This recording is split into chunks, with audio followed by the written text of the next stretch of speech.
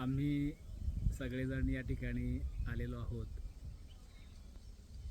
निसर्गरम्य वातावरणामध्ये आलेले आहे आणि माझ्यासोबत doctor Yavalkar, doctor Deshmukh, doctor Chaudhari, doctor Bharud आणि डॉक्टर घुगे सर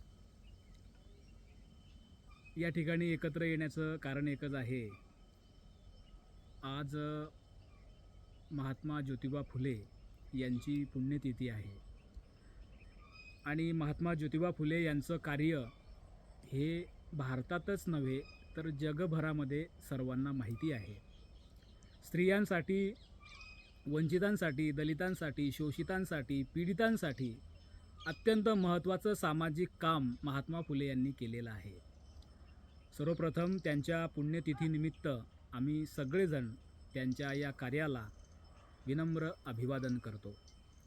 त्यांनी साहित्य निर्मिती केली, त्यांनी महिलांसाठी लेखन केलं, कृती केली, महिलांच्या कल्याणासाठी कृती केली, शिक्षणाची दारं सगळ्यांसाठी खुली करून दिली, मुलींसाठी पहिली शाळा काढली.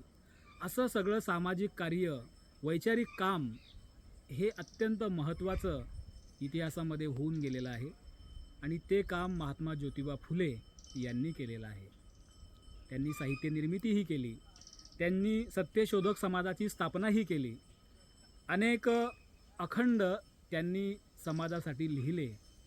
लोकांच्या मानसिक आणि सामाजिक कल्याणासाठी, उत्थानासाठी जे कार्य केलेलं आहे आणि त्या कार्याला प्रेरणा मानूनच आजपर्यंत सर्व समाजातील स्तरातील लोकांसाठी हे काम आदर्शवत असं राहिलेलं आहे आणि म्हणूनच त्यांचा एक प्रसिद्ध अखंड या ठिकाणी आम्ही सादर करतो आहोत.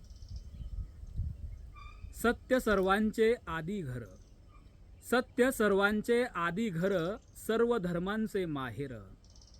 जगा माझी सुख सारे, खास सत्याची ती पोरे. सत्य सुखाला आधार, सत्य सुखाला आधार, बाकी सर्व अंधकार. आहे सत्याचा बाजोर, काढी भंडाचा तो नीर. सत्य आहे ज्याचे मूळ, सत्य आहे ज्याचे मूळ, करी धूर्ताची रा बाळ. सत्य आहे ज्याचे मूळ, करी धूर्तांची बा राळ. बळ सत्याचे पाहुनी, बळ सत्याचे पाहुनी, बहुरूपी जळे मनी.